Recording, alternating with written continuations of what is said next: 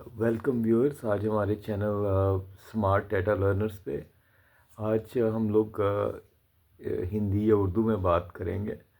और आज का हमारा टॉपिक है बिज़नेस इंटेलिजेंस और data science.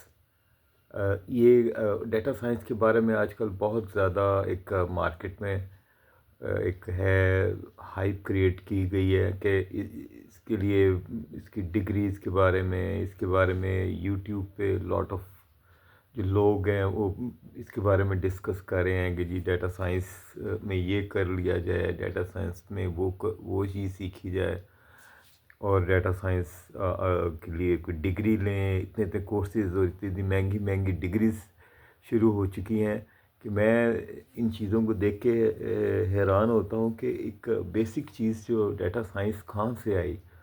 Data science basically data के जमा होने से आई। लॉट ऑफ डाटा जब अवेलेबल हुआ, मगर वो लॉट ऑफ डाटा भी जौन सा है वो यूज़लेस है अनलेस कि उसको एक ख़ास स्टेज पे पहले इस्तेमाल किया जा रहा हो जहाँ से फिर डाटा साइंस जन्म लेती है।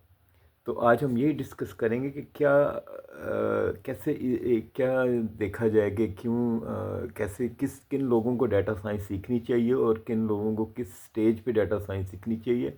और अगर डाटा की फील्ड में आना भी चाहते हैं तो कहाँ से आएँ, क्या चीज़ करके आएँ। या कुछ ऐसे भी लोग हैं जो ऑलरेडी डाटा रिलेटेड फील्ड में काम कर रहे हैं जिसमें कि वो डाटे को हैंडल करते हैं, डाटा को स्टडी करते हैं, उसके ऊपर रिपोर्ट्स तैयार करते हैं। या जैसे काफ़ी लोग एक्सेल यूज़ करते हैं। अ, उसके अलावा ऐसी फील्ड होती हैं जहाँ पे टेबुलर डाटा होता है और वो आगे मैनेजमेंट के लिए या प्रिपेयर करते हैं। तो इसमें फिर हमें ये इधर से ये हमें एक देखने को मिलता है कि काफ़ी लोग ऑलरेडी डाटा की फील्ड में काम कर रहे होते हैं, जिसमें मेरे ख्याल में आजकल के दौर में तकरीबन 70 to 80% लोग ऑलरेडी डाटा को हैंडल कर रहे होते हैं। जैसा कि उसमें वेबसाइट से डाटा एक्सट्रैक्ट करना, रिसर्च करना, इन चीज़ों को देखना। मगर ये जो एक डाटा साइंस की डिग्रीज़ की तरफ जाने का जो रुझान और एक कितना एक्सपेंसिव प्रोग्राम में आप जब जाएंगे जिसमें ज़ाहिर है कि आप टाइम भी देंगे, पैसा भी खर्चेंगे, उससे पहले आप ये देखें कि आप क्या चीज़ में अपने आप को सॉलिड करके उसमें कुछ एक्सपीरियंस ले, फिर आप डाटा साइंस की फील्ड में जाएं। तो उसके बारे में ये कहा जा सकता है कि अब आप ऐसे कुछ सॉफ्टवेयर आ गए हैं जिसमें कि जो ऑलरेडी डाटा को हैंडल कर रहे हैं या डाटा का काम कर रहे हैं, वो इन सॉफ्टवेयर को सीख लें। जिनमें से मैं ये सजेस्ट करूँगा कि जो लोग ऑलरेडी एक्सेल पे काम कर रहे हैं या रिलेटेड डाटा को वो टेबुलर फॉर्म में प्रिपेयर करते हैं, इवन पावर पॉइंट्स में करते हैं, तो कुछ ऐसे सॉफ्टवेयर हैं जो आसान भी हैं सीखने में और एक उनकी जॉब स्किल्स भी बढ़ जाती है। और उधर से फिर वो आगे मूव ऑन कर सकते हैं डाटा साइंस की फील्ड में जब उनका एक एक्सपीरियंस एक स्टेज बन जाए। तो इसमें ऐसे सॉफ्टवेयर जो हैं वो आपको मैं बता सकता हूँ।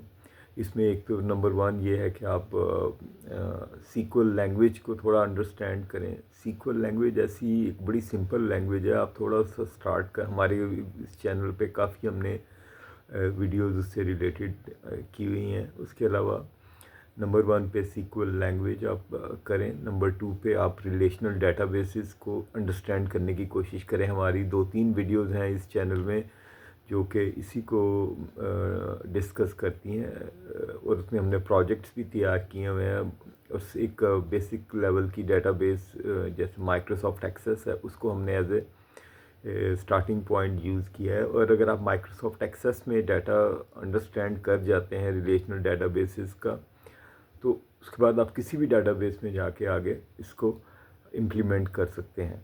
तो मेरे ख्याल में आप सीक्वल सीखें, उसके अलावा डेटाबेसेस की अंडरस्टैंडिंग सीखें जो कि माइक्रोसॉफ्ट एक्सेस से आप ले सकते हैं कि कैसे ये ڈیٹا ماڈلنگ ہوتی ہے، ریلیشنل ڈیٹا بیسز ورک کرتی ہیں. نمبر 3 پہ پھر آ جاتا ہے آپ اس میں پاور بی آئی پہ بھی آپ سیکھ سکتے ہیں، یا ٹیبلو پہ آپ کچھ